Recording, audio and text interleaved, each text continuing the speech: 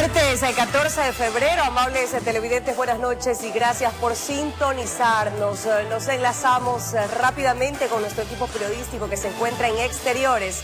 Maite Morán y Charlie Pisa, colegas, buenas noches y bienvenidos. Empezamos contigo, Charlie, y lo hacemos precisamente con el tema del momento, la liberación de Junior Roldán. Buenas noches.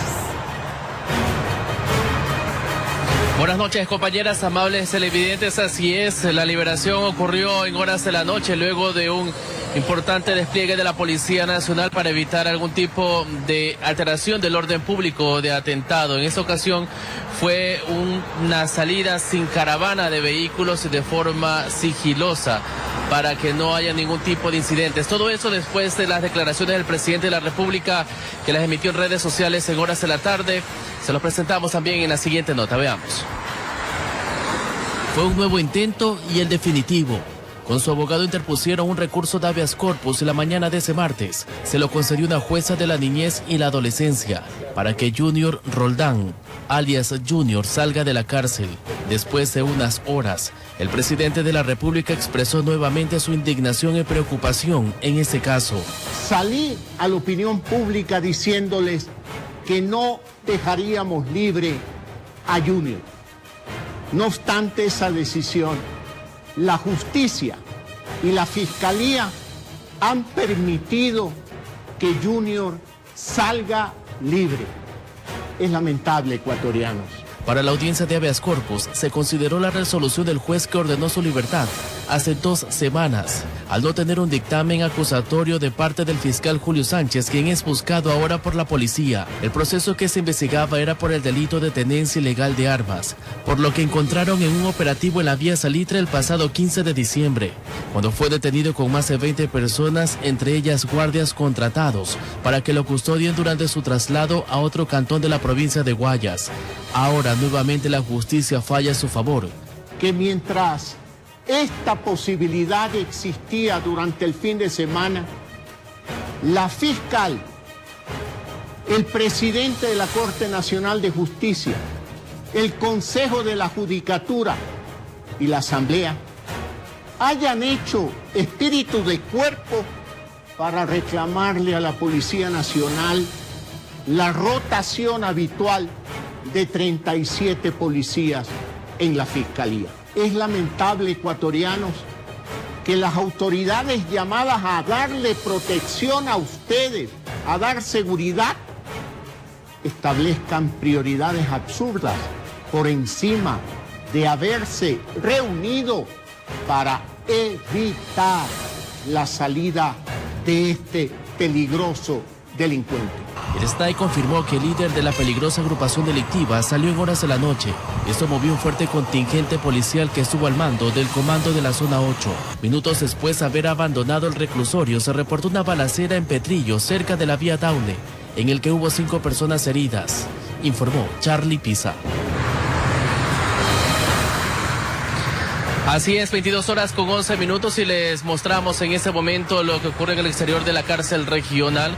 No hay mayor novedad, está como todos los días el personal de guardia en el primer filtro de seguridad de ese centro de privación de libertad, donde en horas de la noche no hubo la caravana de vehículos policiales como antes se presentaban un operativo para la salida de una persona peligrosa o líder de una agrupación delictiva.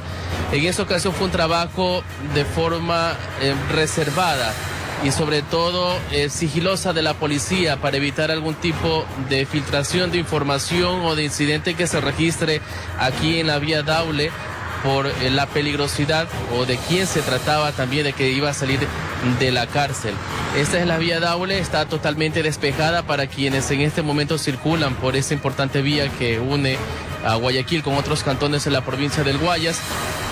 Y la policía se retiró con sus vehículos y aún se desconoce el paradero o qué forma o cuál fue el operativo. La policía, la institución del orden, llevó a cabo una cronología o cronograma de la salida de alias Junior para evitar algún tipo de incidente y de esa manera ha ocurrido. Aquí no ha habido ningún tipo de altercado más lo que ocurrió en Petrillo, y es que ese caso todavía se está investigando para ver qué novedades hubo en aquel sector en la vía Daule. Adelante, Analy, buenas noches.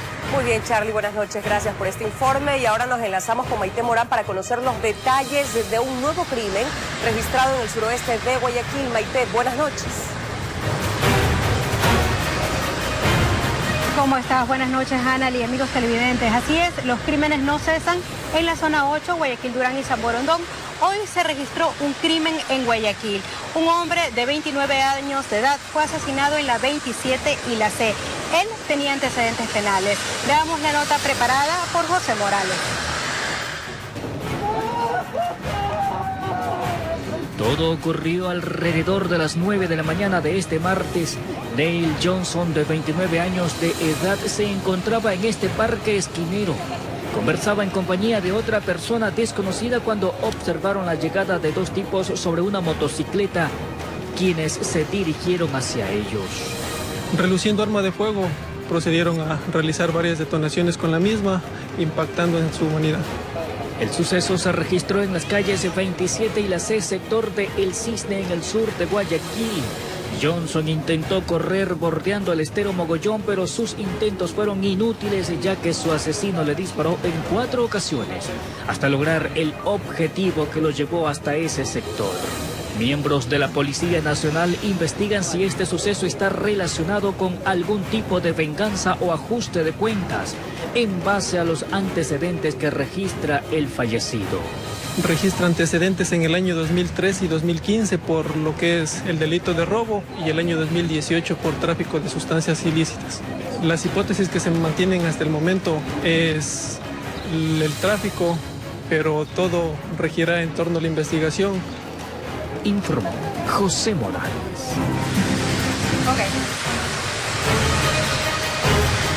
Así es, Analy, amigos televidentes.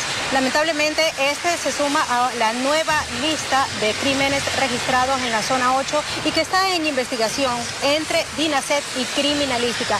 Posiblemente sí tendría que ver con sus antecedentes penales, sin embargo, esa información está dentro del proceso, por lo que DINASET prefiere evitar dar información en este momento e investigar. Analy, tú continúas con más noticias. Gracias, Maite. 22:16. Seguimos con más noticias. Y vamos de inmediato con un hecho realmente repudiable. Un policía que regresaba a su casa fue emboscado y asesinado por una banda supuestamente integrada por menores de edad en el sur de la ciudad de Esmeraldas. En el comando de policías se levanta una capilla ardiente para despedir al uniformado. Fue un golpe en lo más profundo del corazón, difícil de asimilar. Su familia, que lo esperaba en casa, se enteró en el momento menos esperado que Freddy fue asesinado a pocas cuadras de llegar a su vivienda, ubicada en el sector 50 Casas, un lugar conflictivo en el sur de la ciudad de Esmeraldas. El uniformado en el grado de sargento segundo fue emboscado aparentemente por varios menores de edad. Esta pérdida no solamente debe dolerle a la Policía Nacional, sino a toda la sociedad. Freddy Bonilla, con su arma de dotación, intentó defenderse, pero el impacto que recibió en su cuerpo fue letal. Avanzó a pararse, caminar unos cuantos pasos y se desplomó. Los asesinos, que atacaban desde una esquina, al ver que ya no se movía, se acercaron. Uno de ellos lo despojó de su arma de dotación y el otro se llevó la motocicleta. Posterior, trata de escapar, pero estas personas le persiguen y proceden a victimarle con varios tiros más. Al parecer, la emboscada respondería al robo de su vehículo. La policía tiene indicios importantes que hacen presumir que los responsables serían menores de edad.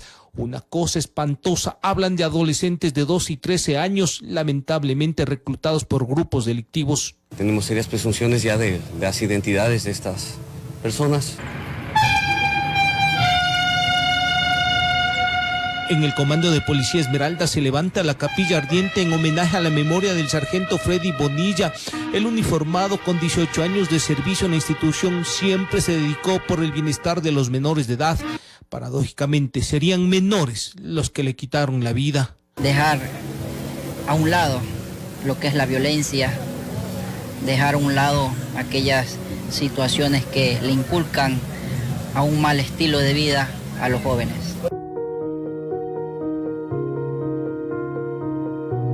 Con 41 años de edad, deja 3 hijos en la orfandad, una esposa que todavía no logra asimilar que su compañero de vida ya no está y unos padres que desconsolados se aferran al féretro donde descansan los restos de su hijo.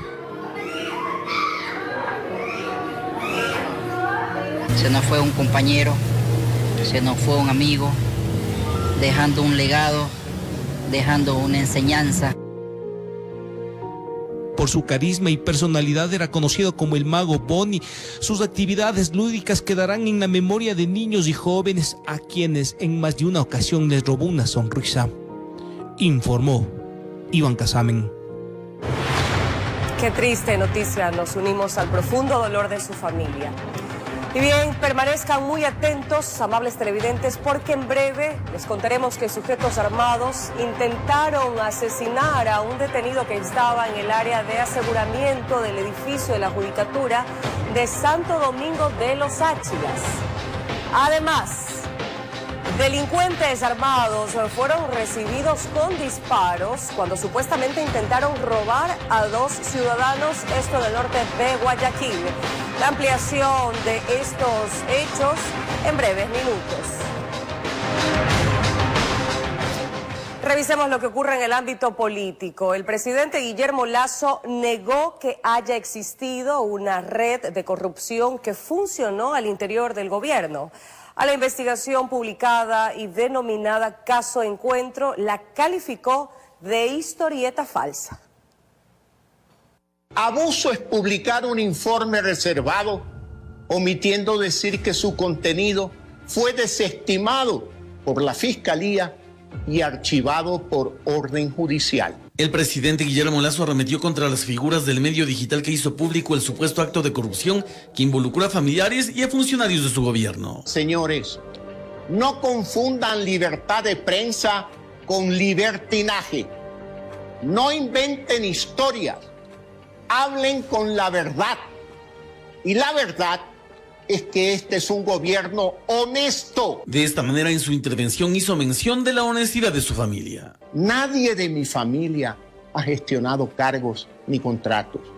Fui el primero en prohibirlo con el decreto 004. Parte pertinente donde también defendió a su cuñado Danilo Carrera. Sí, reconozco que mi cuñado pudo no haber tenido suficiente suspicacia para detectar a gente deshonesta que quería utilizarlo. Entre otros causantes de la inseguridad del país, denunció que existen funcionarios de instituciones del Estado que colaboran con la delincuencia. Los responsables de la inseguridad en las calles son los malos jueces, los malos fiscales y algunos que otros revoltosos. El mandatario advirtió que el gobierno dará batalla a aquellos que quieren violar la libertad de expresión.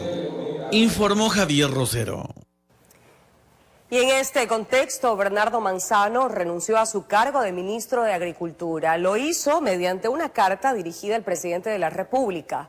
En el documento, el ahora exfuncionario expresó que considera prudente dar un paso al costado, entre otros aspectos, debido a que en las últimas horas un portal digital ha afirmado que su llegada al gobierno se debe a la gestión de una persona externa a la administración, pese a que existe falsedad de esas afirmaciones, pues incluso hacen referencia a una conversación que se dio 10 meses antes de su designación. Y un juicio político contra el primer mandatario Guillermo Lasso es lo que se anticipa que podría recomendar el informe que investiga una presunta trama de corrupción en las empresas públicas.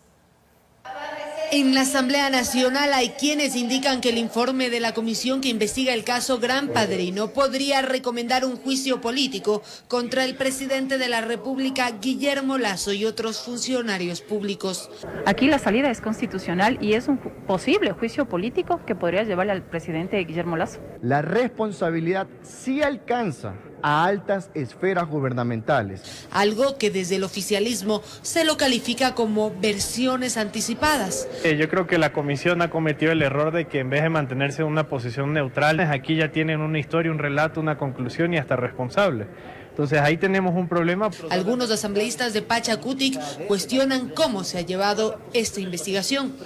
Llama la atención que en la comisión que están investigando el caso del Gran Padrino no hayan querido investigar los problemas de corrupción desde sus inicios. Hay indicios de que esa corrupción inició en el 2016, pero ellos dijeron, no, solo este gobierno. Y no nos vamos a prestar al jueguito que quieren llevarnos a decir, vamos a elecciones anticipadas, vamos a una muerte cruzada, porque eso implicaría dejarle a este presidente unos 8 meses más en el poder, solo gobernando con decreto, sin la oposición. Pero, ¿cuál es el trámite a seguir de recomendarse un juicio político en contra del primer mandatario? Presentarlo, que esto sea enviado a la Corte Constitucional, que la Corte evalúe si cabe o no cabe la presunción bajo la cual ellos estarían actuando, para que eso venga a la Asamblea Nacional, vaya a la Comisión de Fiscalización, se realice el proceso de fiscalización, se establezca un informe y eso venga al Pleno de la Asamblea Nacional. Por lo tanto, considero que adelantarnos a que ese es el camino, esa es la vía, y ya está todo jugado. Tiempo. Finalmente, el informe deberá estar listo este 23 de febrero, informó Valeria Navarro. Vamos con lo anunciado. Sujetos armados intentaron acabar con la vida de un detenido que estaba en el área de aseguramiento del edificio de la Judicatura de Santo Domingo de los Áchilas. Aparentemente serían de 2 grupos delictivos organizados que disputan poder y territorio.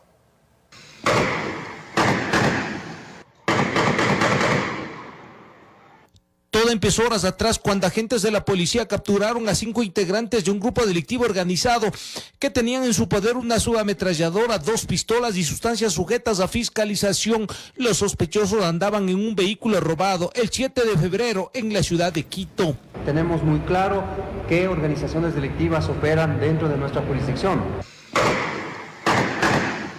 De la captura se enteraron quiénes serían sus enemigos. Buscaban a uno en especial con armas largas y cortas en horas de la noche. 4 sujetos ingresaron a las instalaciones de la Judicatura disparando a los detenidos que estaban a la espera de la audiencia en una de las celdas de la zona de aseguramiento. El atentado estaba dirigido hacia un PPL, el señor Charcopa L. No lograron cumplir con el objetivo. La policía levantó 35 indicios balísticos. Los pistoleros llegaron en 2 vehículos. Una camioneta que utilizaron en el atentado criminal fue localizada, incinerada cuadras más adelante. Armas cortas 9 milímetros, armas largas calibre 223. La camioneta quemada tenía reporte de robo con fecha 11 de febrero. De los pistoleros por ahora no hay muchas pistas. Lo único cierto que todo respondería a una rivalidad entre grupos criminales. El ataque armado dejó un abogado en libre ejercicio herido levemente, 2 guías, al igual que un policía con cortes por caída de vidrios. Nada de gravedad. El estado del herido es estable, había sido impactado en la parte inferior de uno de los de su talón izquierdo. Los 5 detenidos se quedaron con prisión preventiva e inmediatamente fueron evacuados a un centro carcelario, informó Iván Casamen. Se instaló la audiencia de evaluación y preparatoria de juicio en el caso del femicidio de María Belén Bernal. Para el juez Edwin Gallo, en lo actuado hasta el momento no existen vicios de nulidad. Desde temprano, 2 grupos separados por poca distancia se apostaron en los exteriores de la Casa de la Justicia Norte de Quito. Los unos de morado exigían justicia por el supuesto femicidio de María Belén Bernal. Por el cruel asesinato. Jamás me la van a devolver. La Policía Nacional me debe mucho, el Estado me debe mucho, porque no ha actuado ni siquiera en un buen acompañamiento. Los de blanco pregonaban la inocencia del teniente de policía Alfonso Camacho, procesado por omisión. Es una persona inocente, él hizo lo que tenía que hacer esa noche.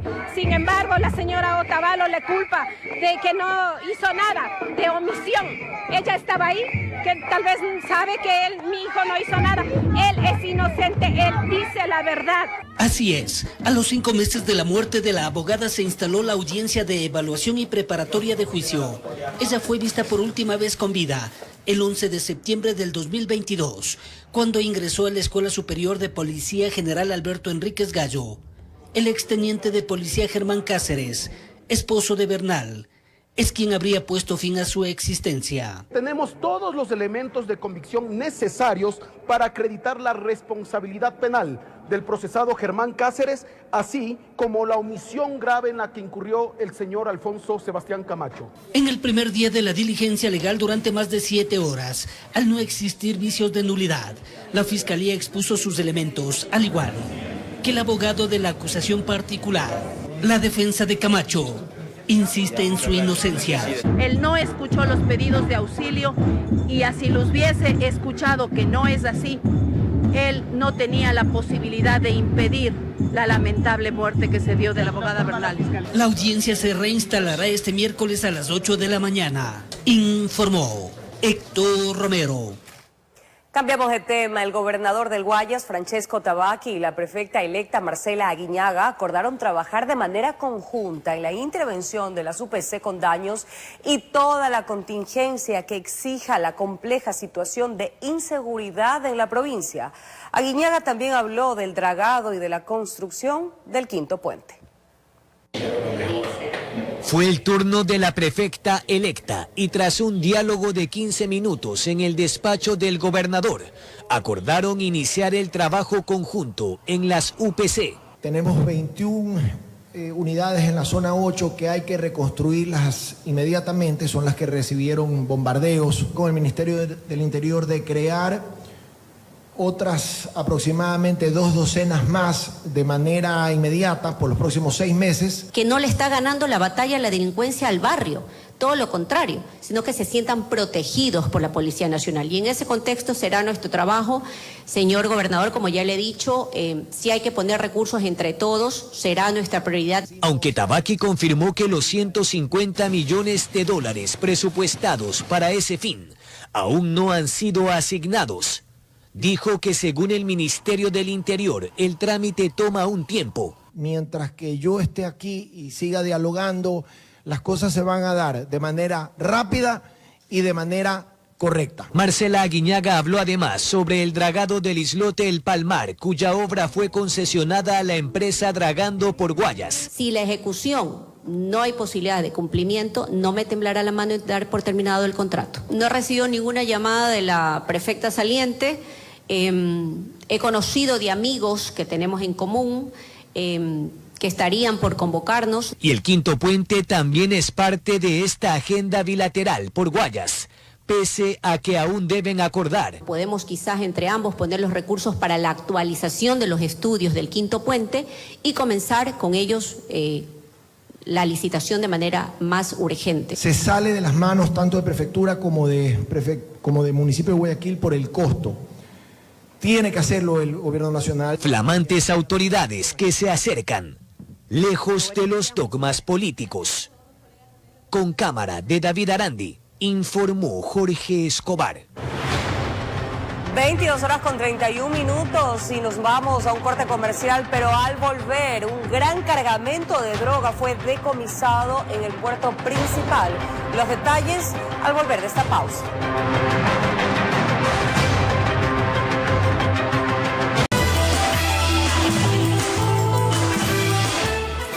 De regreso con más información para todos ustedes.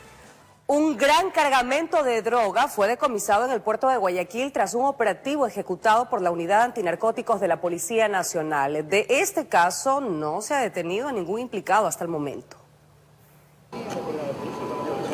Se trató de casi 1 tonelada de droga decomisada por parte de la Policía Antinarcóticos en el puerto de Guayaquil. Según explicaba la autoridad de seguridad, el cargamento iba camuflado en cajas, las cuales iban a ser enviadas al extranjero. Los detalles del operativo los dieron poco después de incautado el alcaloide.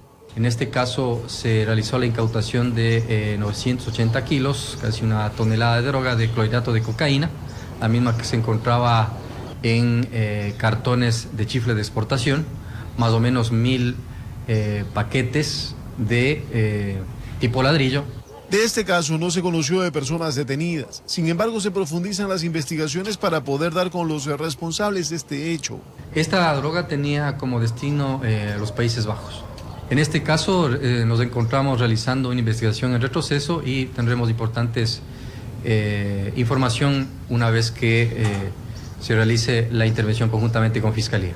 También la Policía Antinarcóticos daba a conocer sobre el caso de un ciudadano extranjero detenido en el país. Se obtuvo la aprehensión de la persona de nacionalidad albanesa, Artur R., teniendo como varios indicios, entre ellos 8 allanamientos, 2 teléfonos satelitales, 2 GPS, 5 terminales móviles. Se determinarán la responsabilidad y las actividades que ejecutaba esta persona aquí en el Ecuador.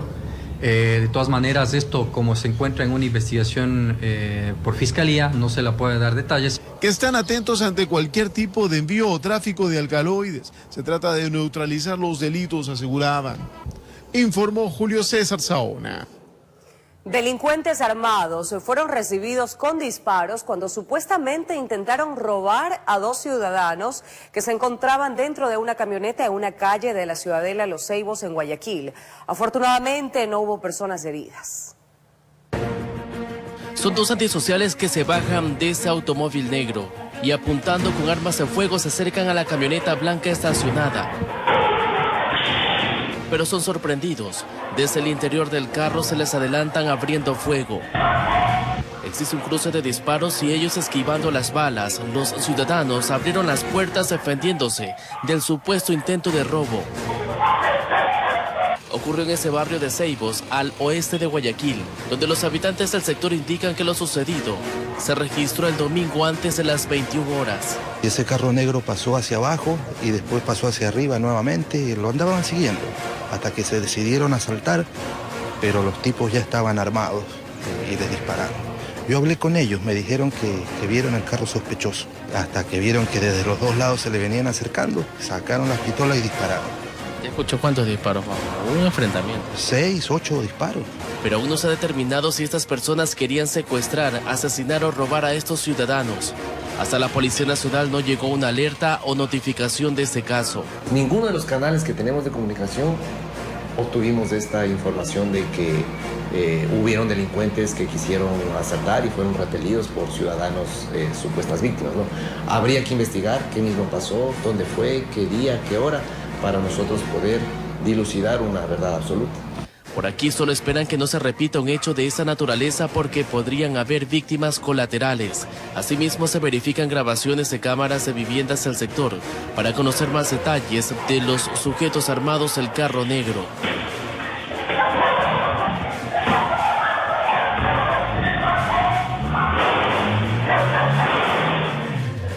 Informó Charlie Pisa.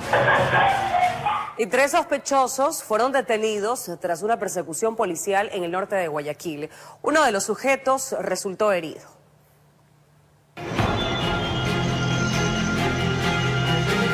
Fue en la avenida Juan Tancamarengo, en el norte de Guayaquil, donde agentes de la Policía Nacional descubrieron a 2 tipos con armas de fuego robando a conductores que esperaban el cambio de luz roja en un semáforo. Al sentirse descubiertos, los implicados ingresaron a un vehículo dorado, cuyo conductor arrancó la marcha con intención de alejarse, pero eso dio paso a una persecución. Los individuos hacen caso omiso de las advertencias de los miembros policiales, no detienen la marcha del vehículo. Los 3 implicados no lograron avanzar mucho, ya que fueron capturados a la altura del ingreso hacia la Ciudadela Marta de Roldós. Un individuo de la parte posterior saca a relucir un arma de fuego y apunta a los servidores policiales, por lo que estos proceden a hacer el uso progresivo y legítimo de su arma de dotación para neutralizar la amenaza. Las llantas traseras del vehículo quedaron desinfladas producto de la acción que establecieron los miembros de la Policía Nacional, en un intento por evitar que continúen avanzando y escapar del sitio. Un individuo de estos y de igual manera cae al piso aparentemente con una herida, para lo cual es trasladado al Hospital Guayaquil, en donde nos indican que tiene una herida por arma de fuego. En la parte posterior sería en la espalda a la altura del tórax, más o menos con orificio de entrada, no de salida, pero no es comprometedor, no ha comprometido órganos vitales. En su poder se encontró un arma de fuego y varias prendas de vestir que serían parte de las estrategias que utilizan. Es evidente la ropa que utilizarían tal vez para cambiarse y no ser identificados por sus víctimas. Ciudadanos que presenciaron el suceso se mostraron a favor de la acción inmediata por parte de los miembros de la Policía Nacional. Perfecto, está bien. Tiene que que ser inmediata la reacción de la policía. Hay que acabar con este mal que tenemos, la delincuencia. Ya no se puede soportar tanta inseguridad que vivimos. Informó José Morales. Y es momento de un corte comercial, pero presten mucha atención a la siguiente noticia que le contaremos al volver de esta pausa. Y es que una familia vivió momentos de terror cuando dos enormes serpientes cayeron del tumbado de su vivienda. Volvemos enseguida.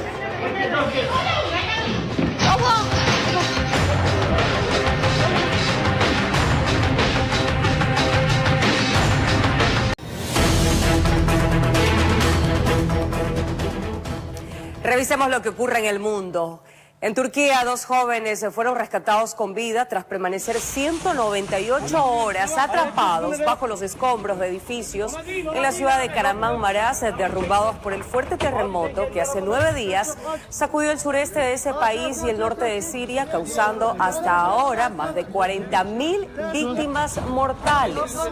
Los supervivientes tienen 17 y 20 años y fueron enviados a hospitales con heridas de diverso grado. Estos rescates se consideran ya milagros, dado que se producen 9 días después de que miles de edificios colapsaran por los movimientos telúricos. Mientras que en Estados Unidos un hombre mató a tiros a 3 estudiantes e hirió a 5 en el campus de la Universidad Michigan State. El tirador de 43 años no era estudiante ni empleado del centro de estudios y poco después se quitó la vida tras enfrentarse con agentes a unos 8 kilómetros del sitio del tiroteo. Los disparos comenzaron en un edificio académico y continuaron en el centro de estudiantes, un lugar donde muchos se reúnen a comer o estudiar. El gobierno de Nueva Zelanda declaró el estado de emergencia nacional luego de que el ciclón Gabrielle azotó la isla norte, donde arrasó carreteras, inundó casas y dejó a 100.000 personas sin electricidad. Muchas familias han sido evacuadas por ese temporal, considerado por las autoridades de ese país como un evento climático sin precedentes. El ciclón se formó cerca de la costa noreste de Australia el 8 de febrero, antes de avanzar por el Pacífico Sur. Ahora revisemos lo que ocurre en Malasia. Allí una familia vivió momentos de terror cuando dos serpientes pitón de 32 y 25 kilogramos de peso cayeron del tumbado, tal como ustedes pueden observar en sus imágenes, en una de las habitaciones de la vivienda en la localidad de Benton. Una joven que dormía en el cuarto notó mucha arena sobre su cama y poco después una parte del cielo raso se vino abajo y descubrieron que se trataba de dos enormes serpientes. Sin embargo, no fue hasta la llegada de los servicios de emergencia que esta familia se dio cuenta de que se trataba de serpientes de una gran longitud, serpientes pitón, que cayeron con el resto del tumbado. Una tenía, escuchen bien amigos, 5 metros de largo y la otra alcanzaba los 4 metros. Ambas fueron capturadas y luego liberadas en su hábitat.